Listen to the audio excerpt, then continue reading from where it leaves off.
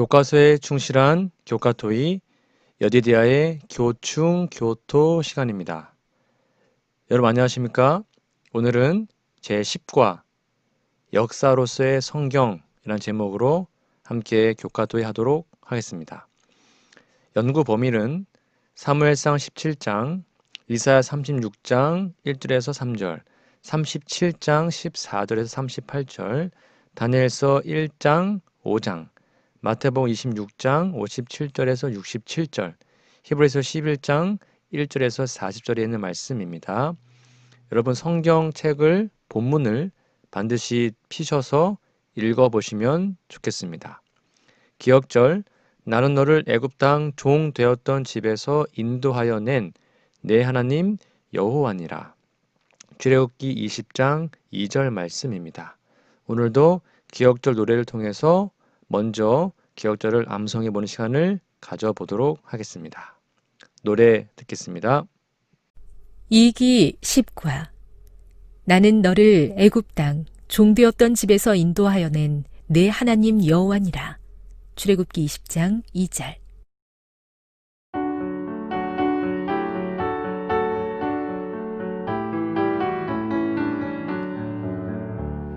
나는 너를 애굽 땅 종되었던 집에서 인도하여 낸 내 하나님 여호와니라. 나는 너를 애굽 땅 종되었던 집에서 인도하여 낸 내 하나님 여호와니라. 출애굽기 20장 2절. 네, 5월 31일 일요일 제목은 다윗과 솔로몬 왕조입니다. 여러분 교과책 질문해 보시면 사무엘상 17장을 읽어보라. 어떻게 하나님은 이스라엘 백성에게 결정적인 승리를 안기시는가? 이런 승리에 익숙한 사람은 누구인가? 어디에서 그런 승리가 생기는가? 이런 17장 좀 길지만 좀 읽어보시면 좋겠습니다. 정답은 사무엘상 17장은 다윗이 골리앗을 이기는 사건입니다. 17세 소년 다윗이 전적으로 여호와를 신뢰하고 의지했을 때 승리를 안겼습니다. 그는 다윗이죠. 그는 역사에 실존한 사람입니다. 하나님을 신뢰하고 자아를 잊어버렸을 때 그 승리가 가능했습니다.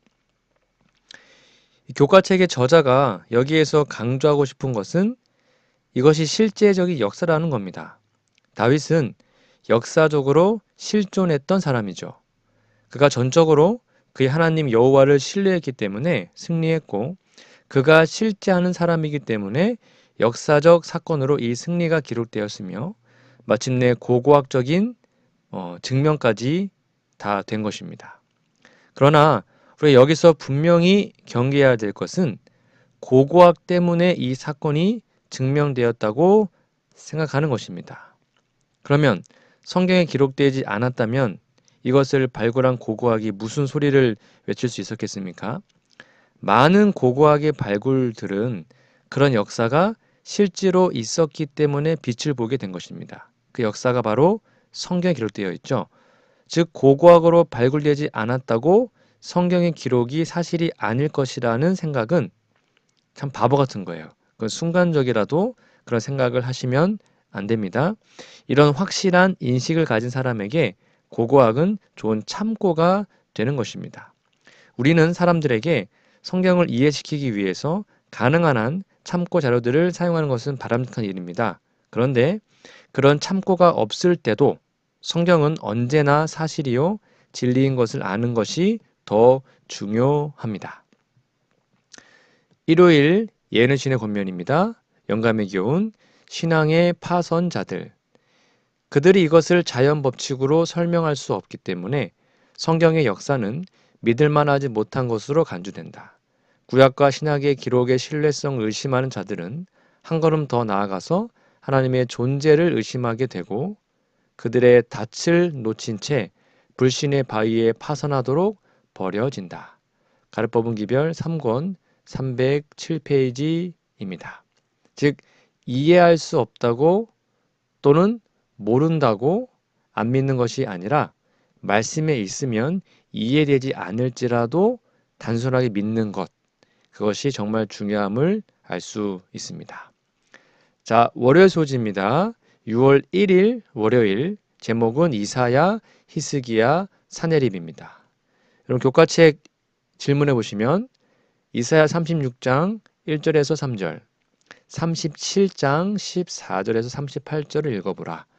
하나님은 유다에 대한 아시리아 또는 아수르의 대규모 군사행동으로부터 자신의 백성을 어떻게 건지셨는가? 읽어보셨죠? 답은 왕의 기도와 선지자의 말의 신뢰에 의하여 하나님께서 천사를 보내어 물리쳤습니다. 세상 역사책에 기록되지 않은 역사적 사건들이 성경에는 꽤 많이 기록되어 있습니다. 세상 역사책의 기록을 믿는 세속적인 학자들은 역사책에 없는 성경의 역사적 사건 기록을 그냥 신화나 소설로 여기며 공격합니다. 근데 그런 사건이 한두 개가 아니에요. 그러나 고고학은 성경에 기록된 역사적 사실이 실제 역사라는 것을 자주자주 증명했습니다. 성경의 기록이 역사책의 기록보다 더 정확하다는 뜻이죠. 그러니까 모든 것을 아시는 하나님께서 영감으로 주셨기 때문에 확실한 것입니다. 성경은. 그런 기사 중에 이사야 20장 1절에 사르곤에 관한 기록도 있습니다. 여러분 이사야 20장 1절에 보면 사르곤에 대한 기록은요, 아수르 역사책에 전혀 없어요. 다른 역사에도 그 이름이 없어요. 그래서 이 구절을 성경 기록이 정확하다, 즉 무오, 오류가 없다는 주장이 틀렸다는 것을 증명하는 것처럼 지금까지 공격의 자료가 되었습니다. 그러나 보타라는 사람이요, 1843년에서 45년까지 코르사바드라는 한 그 지역에서 발굴을 했는데 거기에 놀랍게도요, 사르곤의 왕궁을 발견했고 더욱이 그 유력한 왕의 역사를 다룬 유명한 명각을 찾게 됩니다. 무슨 말이에요?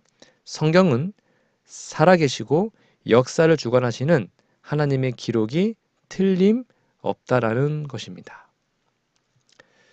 월요일 예은신의 권면입니다. 영감의 교훈, 성경 역사를 불신하게 되는 이유. 가장 위대한 정신을 가진 자들도 하나님의 말씀으로 지도되지 않으면 과학과 계시와의 관계를 탐구하고자 하는 그들의 시도에서 혼란에 빠진다. 창조주와 그분의 업적을 그들은 이해할 수 없다. 그리하여 이런 것들이 천연의 법칙으로 설명될 수 없다는 이유로 성경의 역사는 믿을 수 없는 것으로 선포된다. 교회증언 8권 257페이지입니다.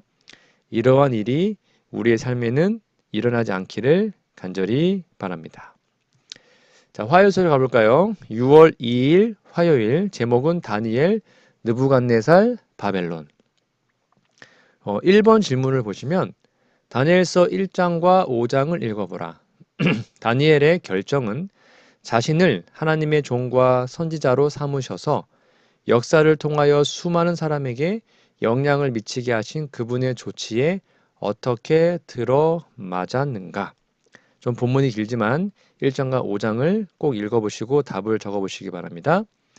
정답은 다니엘을 지혜로운 사람이 되게 하였고 하나님께 계시를 받고 그것을 해석하는 은혜를 입게 했으며 그가 세상 역사의 계시를 보고 기록하게 하여 역사적인 하나님의 섭리를 이해하도록 한 것입니다.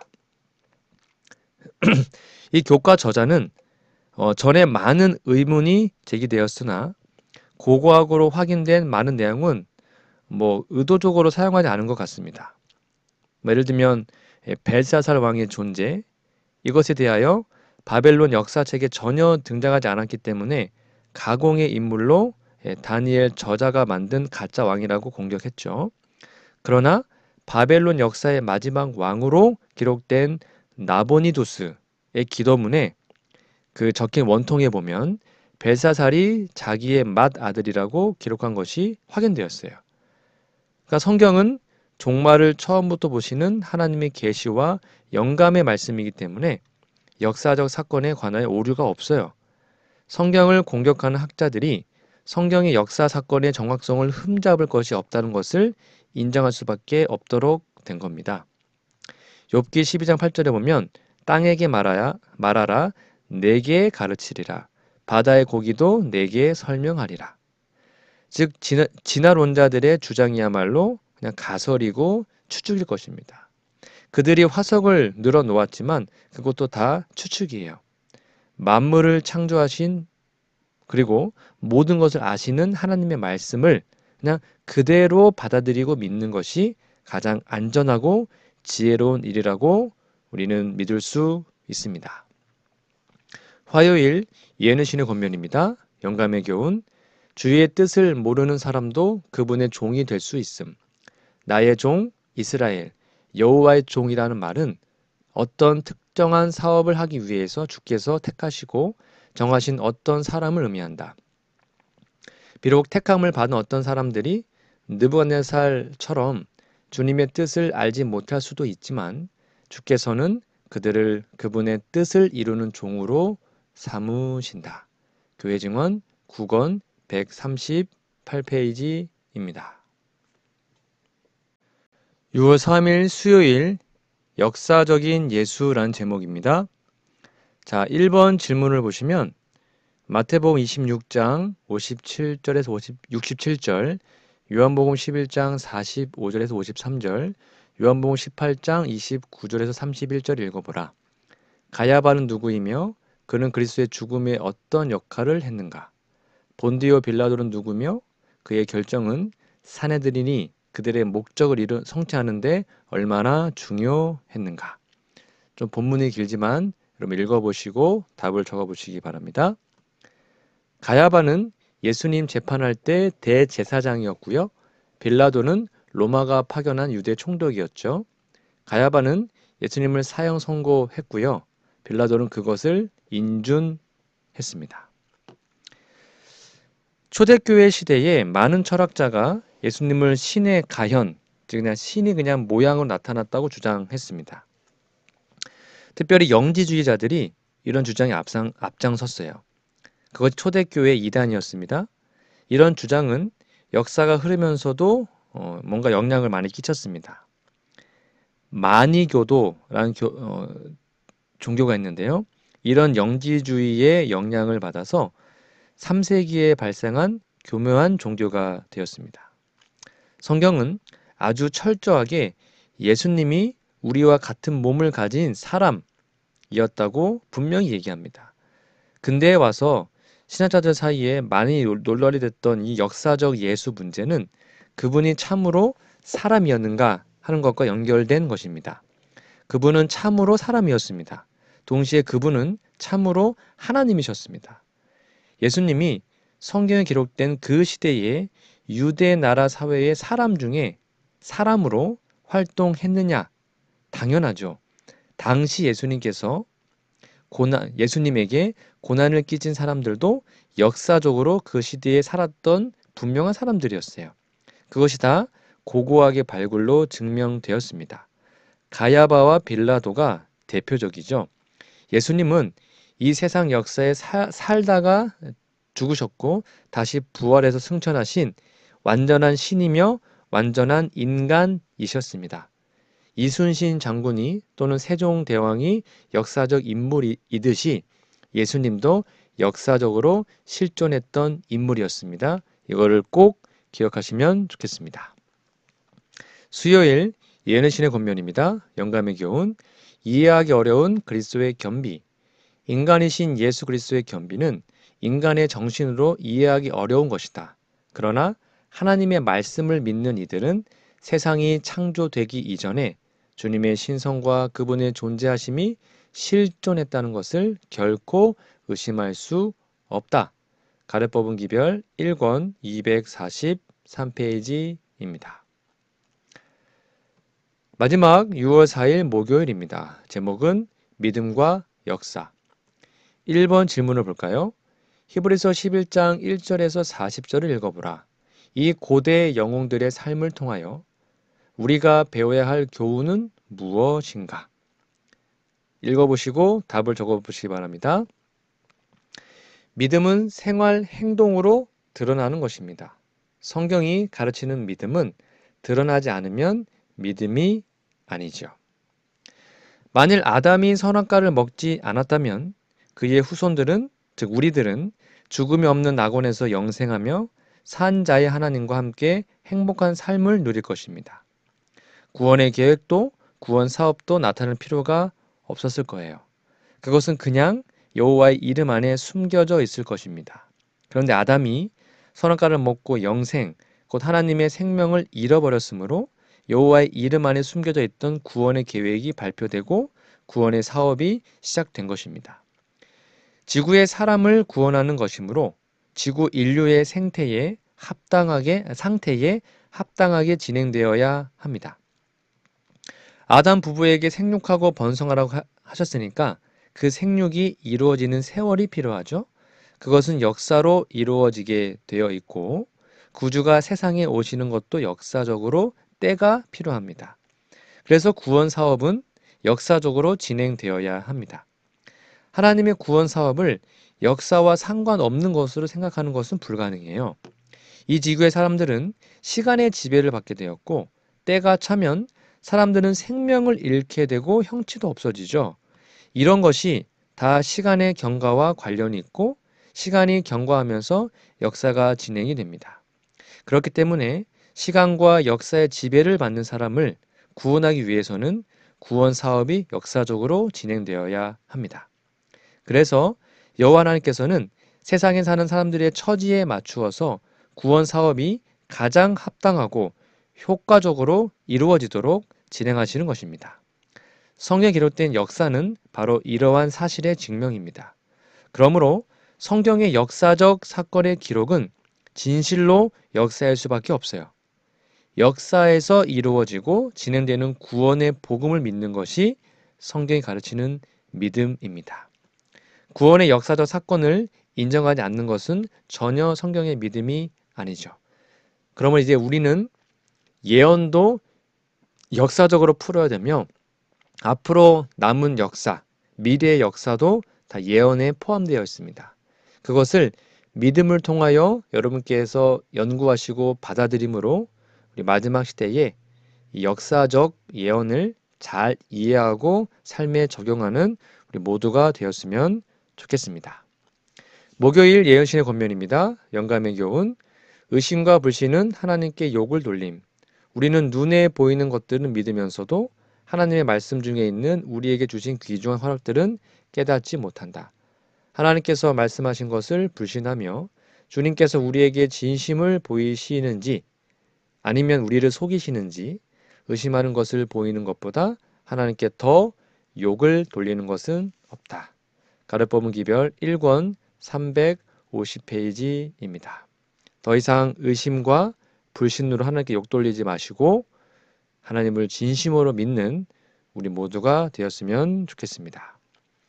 오늘은 역사로서의 성경이라는 제목으로 함께 말씀 나누었는데요.